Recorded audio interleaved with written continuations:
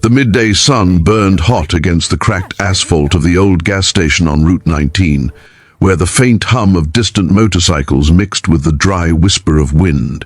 Keisha Moore wiped the sweat from her brow as she stood by the pump, her beat-up Honda Civic coughing fumes. She was down to her last $20, money she needed to buy groceries for her 2 kids. But fate, it seemed, had other plans that day. Across the station, a towering man covered in tattoos, his leather vest marked with the unmistakable red and white Hell's Angels emblem, slammed his wallet against his bike and cursed under his breath. The pump had stopped. His card had been declined. Keisha hesitated, her instincts screaming to stay out of it. The man looked furious, gritty, dangerous even, with scars on his knuckles and an expression that could freeze fire. But then she noticed something else. The way his shoulders slumped when he looked at the empty pump, the way he rubbed his temple like a man fighting exhaustion, not rage. He wasn't angry at anyone else, just life itself. Something deep in Keisha stirred, that same quiet empathy that had carried her through her own storms. She took a slow breath, stepped forward, and said softly, "Hey, you can fill it up. I'll cover it. Before we go further, if you believe in kindness, second chances, and the power of doing good when no one's watching, please take a moment to like, comment, share, and subscribe to Kindness Journal. Your support helps spread stories that remind the world compassion still exists." The biker turned toward her, disbelief flickering across his rugged face. "You don't have to do that," he said, voice low and rough. But Keisha just smiled, sliding her card into the reader before she could change her mind.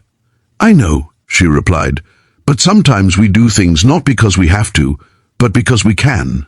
The man studied her in silence for a long second, then nodded slowly. "Name's Buck," he said finally. "Thank you, Miss?" "Keisha," she replied, her smile faint but genuine. When she drove away that day, she didn't think much about it. She'd done her good deed and moved on, same as she always did. But Buck stayed in her thoughts that evening as she reheated leftover pasta for her kids and scrolled through overdue bills. Something about the emptiness in his eyes lingered in her mind, though she never imagined she'd see him again. The next morning, Keisha woke to the sound of thunder. At least, that's what she thought it was. But as she opened her curtains, her jaw dropped. Lined across her street, gleaming chrome, roaring engines and leather jackets, were at least 30 motorcycles stretching from her driveway down to the intersection. Neighbors peeked through their blinds, dogs barked, and standing at the front of it all was Buck, his black boots planted firmly on the pavement, holding a small brown envelope in his hand. Keisha's heart raced. Panic surged through her chest as she stepped outside, her robe fluttering in the breeze. "Buck, what's going on?" she asked, trying to sound calm, though every instinct screamed danger. But Buck didn't move closer. Instead, he took off his sunglasses, his expression solemn. "You paid for my gas yesterday," he said. "You didn't know me, didn't ask for anything in return. That kind of kindness, it ain't something we see much these days." He handed her the envelope. "This is for you." Inside was a stack of cash, hundreds of dollars. Keisha gasped, stepping back. No, I can't take this," she said quickly, her voice shaking. "I didn't do it for money." Buck nodded. "I know. That's why you deserve it." He motioned behind him. "Every man you see here chipped in. Some of us ain't had nobody believe we were worth a damn in a long time. You reminded us we still can be." Tears stung Keisha's eyes as she looked over the row of grizzled bikers, men who looked like villains in every story she'd ever heard.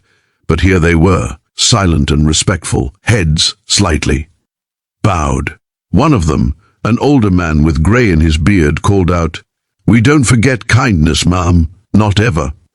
As they began to ride off one by one, the roar of engines filled the morning air like an anthem of redemption.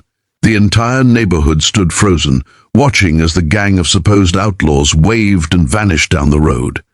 Keisha clutched the envelope to her chest, her heart pounding, her soul trembling with something she hadn't felt in a long time.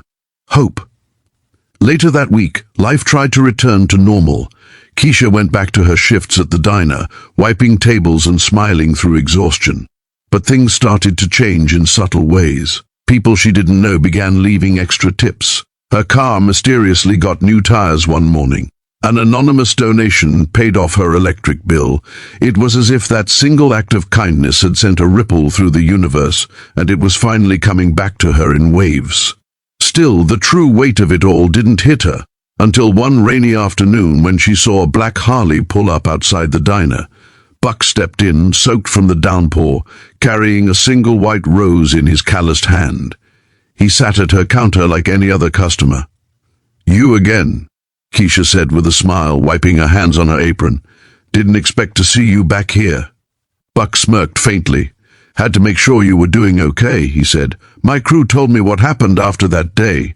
You gave them something they hadn't felt in a long time, humanity." He paused, looking down at the steaming cup of coffee she'd placed before him. "Most of us came from nothing, you know. Some of us lost family, homes, chances. The world don't treat men like us kindly. But what you did, it reminded us that not everyone looks at the patch on our back and sees a monster." He set the rose on the counter. "We've started a fund for single mothers. In your name." Keisha froze. "What?" she whispered. "Why?" Buck shrugged. "Because you didn't look away. Because when the world told you to be afraid of us, you chose compassion." His voice softened. "You don't know how much power that has." The rain kept falling outside, painting silver streaks on the window, but inside the diner, time felt still. Keisha stared at the rose, her throat tight with emotion. "You don't have to do that," she murmured. "You already did more than enough." Buck smiled faintly, his eyes kind. "Maybe not. But maybe we can make sure what you did keeps going." The months rolled by, and word of the Moore Fund spread across their small town. It started with gas cards for struggling moms, then turned into rent help, then full scholarships for kids who'd lost parents. No one ever forgot that it all began with a moment at a gas station. A woman with $20 and a heart too big to ignore a stranger's need. One Saturday morning, the town hosted a charity ride in Keisha's honor. Hundreds of bikes lined Main Street, men and women alike, from every walk of life. Keisha stood on the steps of the old community center, her children clutching her hands as engines thundered in unison. The sound was deafening yet beautiful, an orchestra of second chances. Buck walked up to her, his vest gleaming in the sun. "You did this," he said simply. "You started something that can't be stopped." Keisha smiled, tears streaming down her cheeks. "No," she said softly. "We did this." As the riders took off, the sky broke open with light, sunlight reflecting off chrome and leather. The moment felt like something sacred, proof that kindness could reach even the hardest of hearts. And as Keisha stood there, waving to the endless line of bikers, she realized something she would carry with her forever, that one small act of love can echo louder than any engine, and sometimes the most unexpected people become the angels in our lives. If this story touched your heart, if you believe the world still has good people, no matter how rough their edges, please like, comment, share, and subscribe to Kindness Journal. Every view, every share, helps spread light in a world that needs it more than ever. Special request. In the comments, write, "Kindness never dies," if you believe one act of compassion can change everything.